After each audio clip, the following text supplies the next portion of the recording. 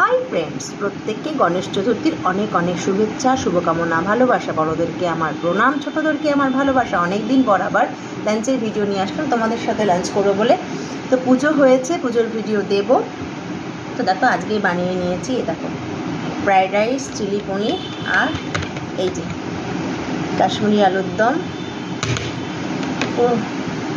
Chilli পনির,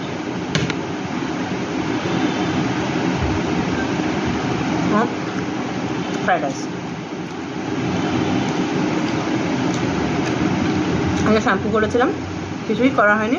পুজো হয়ে গেছে, প্রসাদ খাওয়া হয়ে গেছে, প্রসাদ খেয়ে পেট ভরে গেছে।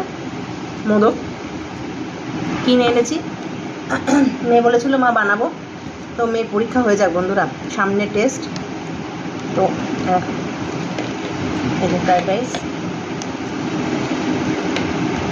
খাবে তোমার সাথে, গরম গরম চলে এসো। তোমরা কি মেনু করে আজকে রান্না করলে?